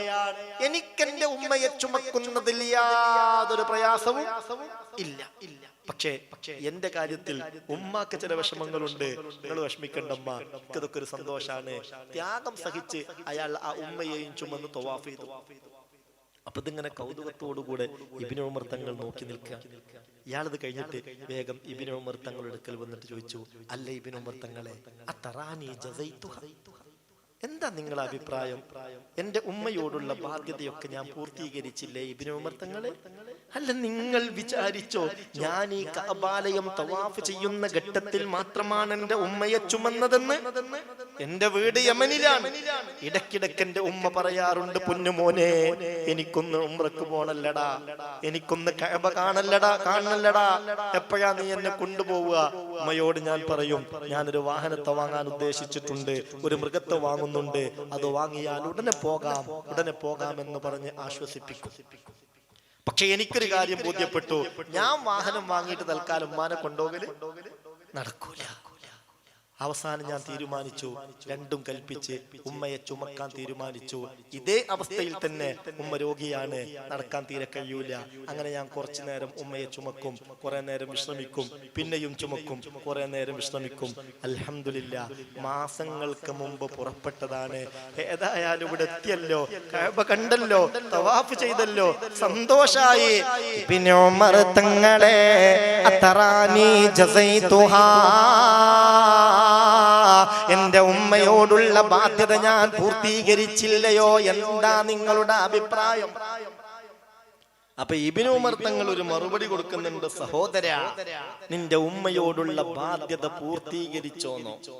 ലാ വല്ലാഹി വലാ ബിസ്ഫറത്തിൻ വാഹിദ, നിന്റെ ഉമ്മയോടുള്ള ബാധ്യത നീ പൂർത്തീകരിച്ചില്ലെന്ന് മാത്രമല്ല, വലാ ബിസ്ഫറത്തിൻ വാഹിദ, നിന്റെ ഉമ്മ നിന്നെ പ്രസവിക്കുന്ന ഘട്ടത്തിലിട്ട വേദന കൊണ്ടുണ്ടായ ഒരു നെടുവീർപ്പുണ്ട് സഹോദരാ, അതിന് പോലും ഇത് സമാനമായില്ലെന്ന് മഹാനായ അബ്ദുല്ലാഹി ഇബ്നു ഉമർ റളിയല്ലാഹു അൻഹുമാ. ആ ഉമ്മയെയും ബാപ്പയെയും ഒക്കെ ആദരിക്കണം, ബഹുമാനിക്കണം. എന്താ റസൂലുള്ള പഠിപ്പിച്ചത്? ബാപ്പയുടെ ചങ്ങാതിയെ ബഹുമാനിച്ചിട്ടില്ലെങ്കിൽ തന്നെ ഈമാന്റെ നൂറ് കൽബിൽ നിന്ന് അള്ളാഹു കെടുത്തിക്കളയുമെന്ന് മുഹമ്മദ് മുസ്തഫ. അത് വല്ലാത്തൊരു വാക്കാണ്. നമ്മളിൽ പലരുടെയും ബാപ്പാരുടെ ചങ്ങായിമാരൊക്കെ നാട്ടിലുണ്ടാവുമല്ലോ. പലപ്പോഴും നമ്മൾ അവരെ സ്വീപ്പാക്കും, തമാശയാക്കും, വേണ്ടത്ര പരിഗണന കൊടുക്കാറില്ല. അവരെ കാണുമൊന്നും മടക്കുത്തയച്ചിടാറുണ്ടോ? അവരെ കാണുമ്പോൾ ഇരിക്കുന്ന സ്ഥലത്ത് നിന്ന് എഴുന്നേറ്റ് ബഹുമാനിക്കാറുണ്ടോ? മല്ലം യുക്രിം സ്വദീഖ അബീഹി അത്ഫ അല്ലാഹു നൂറഹു മിൻ ഖൽബിഹി. ഒരാൾ തന്റെ ബാപ്പയുടെ ചങ്ങാതിയെ ബഹുമാനിച്ചിട്ടില്ലെങ്കിൽ ഈമാന്റെ നൂറ് ഖൽബിൽ നിന്ന് അല്ലാഹു കെടുത്തിക്കളയുമെന്ന് അഷ്റഫുൽ ഖൽഖ് മുഹമ്മദ് മുസ്തഫ. ഇതൊക്കെ ഗൗരവമുള്ള സംഗതിയല്ലേ? അയൽവാസി കയറി വരിക വീട്ടിലേക്ക്. അയൽവാസി എന്ന് പറഞ്ഞാൽ വാപ്പാന്റെ ചങ്ങാതിയാണ്. അല്ലെങ്കിൽ ഉമ്മ അയൽവാസി അവിടുത്തെ ഉമ്മ വീട്ടിലേക്ക് കയറി വരിക, നമ്മൾ ഉമ്മാന്റെ ചങ്ങാഴ്ചയാണ്. നമ്മൾ അവിടെ ഇരിക്കുകയാണ്. ഒന്ന് എഴുന്നേറ്റ് നിന്ന് ബഹുമാനിച്ചില്ലെങ്കിൽ ഹൃദയത്തിൽ നിന്ന് ഈമാന്റെ നൂറ്, ഈമാന്റെ വെളിച്ചം അള്ളാഹു കെടുത്തിക്കളയുമെന്ന് ആര് പറഞ്ഞു? മുഹമ്മദ് മുസ്തഫ. ഇബ്നു ഉമർ തങ്ങൾ തന്നെ റളിയല്ലാഹു അൻഹു ഒരു ദിവസം ഒരു നാട്ടിലൂടെ യാത്ര പോവുകയാണ്. കൂടെ 6 ആളുകളുണ്ട്. അങ്ങനെ മൊത്തത്തിൽ 7 ആളുകൾ. ഓരോരുത്തരും കഴുതപ്പുറത്താണ് യാത്ര. അങ്ങനെ യാത്ര ചെയ്യുന്നതിനിടയിൽ ഒരു നാട്ടിൽ നിന്ന് ഒരാൾ ഇബ്നു ഉമർ തങ്ങളുടെ അടുത്ത് വന്നിട്ട് ആ കഴുതയെ ഒന്ന് തടഞ്ഞു വെച്ചു. എന്നിട്ട് ചോദിച്ചു, അന്ത ഇബ്നു ഉമർ, നിങ്ങളാണോ ഉമറിന്റെ പുത്രൻ? ഫഖാല അന്നഅം. ഇബ്നു ഉമർ തങ്ങൾ പറഞ്ഞു, അതെ, ഞാൻ ഉമറിന്റെ പുത്രനാണ്. അയാൾ ചോദിച്ചു, ആ ഖലീഫയായ ഭരണാധികാരിയായിരുന്ന ഉമർ ഇബ്നുൽ ഖത്താബ് എന്നവരുടെ മകനാണോ? അതാണ് എന്റെ ചോദ്യം. അതെ, ഖലീഫയായ ഭരണാധികാരിയായ ഉമർ ഇബ്നുൽ ഖത്താബ് എന്നവരുടെ മകൻ തന്നെയാണ് ഞാൻ. അപ്പൊ അയാൾ ചില വിഷയങ്ങളൊക്കെ പറയാൻ തുടങ്ങി. അപ്പൊ ഇപ്പൊ പോവാലോ എന്നുള്ള നിലക്ക് ആ കഴുതപ്പുറത്ത് അങ്ങനെ ഇരിക്കുകയാണ് ആര്? ഇബ്നു ഉമർ തങ്ങൾ. അറിയാത്തൊരാള് തടഞ്ഞു വെച്ചതാണല്ലോ, ഇപ്പോൾ യാത്ര തുടരാമല്ലോ എന്ന നിലയിൽ അങ്ങനെ തന്നെ ഇരിക്കുകയാണ്. അപ്പോൾ അയാൾ കുറെ കാര്യങ്ങളൊക്കെ പറഞ്ഞിട്ട് അവസാനം ഒരു വാക്ക് പറഞ്ഞു, എന്നറിയോ, അന സ്വദീഖു അബീക, ഞാൻ നിന്റെ ബാപ്പാന്റെ ഉറ്റ ചങ്ങാതിയാണ്. നിന്റെ ബാപ്പയും ഞാനും നല്ല സ്നേഹിതന്മാരാ, പണ്ടേയുള്ള ബന്ധാണ്. ഈ വഴിക്ക് ബാപ്പ പോവാണെങ്കിൽ കാണുന്നതാണ് എന്റെ വീട്, അങ്ങോട്ടൊന്ന് വന്ന് എന്തെങ്കിലുമൊക്കെ ഒന്ന് കുടിച്ച് എനിക്കും വേണ്ടി ദുആ ചെയ്തിട്ടാ പോകാറ്. അത്രയും നല്ല ബന്ധായിരുന്നു ഞങ്ങൾ. സുബ്ഹാനല്ലാഹ്. ഇതങ്ങ് കേൾക്കേണ്ട താമസം ഫനസല മിനൽ ഹിമാർ. ഇബ്നു ഉമർ തങ്ങൾ പെട്ടെന്ന് തന്നെ കഴുതപ്പുറത്ത് നിന്നിറങ്ങുകയാണ്. തന്റെ തലപ്പാവെടുത്ത് ആദരവിന്റെ സൂചനയായി ആ മനുഷ്യന്റെ തലയിൽ വെച്ചു കൊടുത്തു. വതസദ്ദഖ ബിഹിമാരിഹി. താൻ ഇത്രയും നേരം യാത്ര ചെയ്ത കഴുതയെ അയാൾക്ക് സ്വതക്കയായി കൊടുക്കുകയും കൊടുത്തിട്ട് പറഞ്ഞു, നിന്റെ വക നിങ്ങൾക്കുള്ളതാണ്, സന്തോഷം കൊണ്ടുപോയിക്കോളും പറഞ്ഞു. അയാൾക്കത് കിട്ടിയപ്പോ ഭയങ്കര സന്തോഷം. അൽഹംദുലില്ലാഹ് സലാം ചൊല്ലി മൂപ്പര് വേഗം പോയി. അപ്പൊ കൂടെ ഉള്ളവർ ഇങ്ങനെ അവിടെ വെയിറ്റ് ചെയ്യുന്നുണ്ട്. അവര് ചോദിച്ചു, അല്ല ഇബ്നു ഉമർ തങ്ങളെ, നിങ്ങൾക്ക് ഇതെന്തിന്റെ കേടാ? എന്ത് പണിയാ നിങ്ങൾ ചെയ്തത്? നിങ്ങളുടെ തലപ്പാവ് അയാൾക്ക് കൊടുത്തു, നിങ്ങൾ യാത്ര ചെയ്തിരുന്ന കഴുതയെയും അയാൾക്ക് കൊടുത്തു. നിങ്ങൾക്കറിയില്ലേ, നമ്മളിങ്ങനെ യാത്ര പോകുമ്പോ പലരും വരും, ഞാൻ ആപ്പാന്റെ ചങ്ങാതിയാണ്, വല്യാപ്പാന്റെ ചങ്ങാതിയാണ്, ഉമ്മയുടെ ചങ്ങാഴ്ചയാണ്, ഇതൊക്കെ പറഞ്ഞ് പലരും വരും. യുരീദു ദിർഹമൻ ഔ ദിർഹമേൻ. അതൊക്കെ അവര് പറയുന്നത് എന്തിനാ? ചില്ലറ കിട്ടാൻ വേണ്ടിയിട്ടല്ലേ? എന്തെങ്കിലും ഒരു ചില്ലറ തടയാൻ വേണ്ടിയിട്ടല്ലേ അവരങ്ങനെയൊക്കെ പറയണത്? എന്തിനാണ് നിങ്ങൾ യാത്ര ചെയ്ത കഴുതയെ അയാൾക്ക് കൊടുത്തത്? ഇനി എങ്ങനെ നിങ്ങൾ യാത്ര ചെയ്യാം? സുബ്ഹാനല്ലാഹ്. ഇതങ്ങ് ചോദിച്ചപ്പോൾ, തന്റെ സദീഖർ ഇത് ചോദിച്ചപ്പോ ഇബ്നു ഉമർ തങ്ങൾ പറഞ്ഞ ഒരു മറുപടിയുണ്ട്.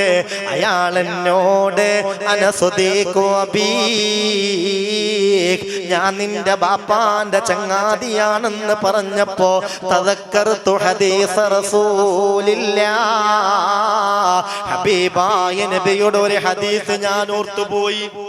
അയാൾ എന്നോട് എല്ലാം പറഞ്ഞ് അവസാനം അന സ്വദീഖു അബീക, ഞാൻ നിന്റെ ബാപ്പാന്റെ ചങ്ങാതിയാണെന്ന് പറഞ്ഞപ്പോ അള്ളാന്റെ റസൂല് പറഞ്ഞൊരു ഹദീസ് ഞാൻ ഓർത്തുപോയി. എന്താ പറഞ്ഞത്? മല്ലം യുക്രിം സ്വദീഖ അബീ അത്ഫ അല്ലാഹു നൂറഹു മിൻ ഖൽബിഹി. ഒരാള് തന്റെ ബാപ്പാന്റെ ചങ്ങാതിയെ ബഹുമാനിച്ചിട്ടില്ലെങ്കിൽ ഈമാന്റെ വെളിച്ചം നൂറ് ഹൃദയത്തിൽ നിന്ന് അള്ളാഹു കെടുത്തിക്കളയുമെന്ന് അഷ്റഫുൽ ഖൽഖ് മുത്ത് മുഹമ്മദ് മുസ്തഫ. പടച്ചോനെ, ഞാൻ എന്റെ ബാപ്പാന്റെ ചങ്ങാതിയെ ബഹുമാനിക്കാതെയാണോ ഇത്രയും നേരം കഴുതപ്പുറത്തിരുന്നത് എനിക്ക് തോന്നി, പേടി തോന്നിപ്പോയി. അതിനൊരു പ്രായശ്ചിത്തം എന്നുള്ള നിലക്കാണ് അതിനൊരു പ്രായശ്ചിത്തം എന്നുള്ള നിലക്കാണ് ആ കഴുതയെ ഞാൻ കൊടുത്തിട്ടുള്ളത്.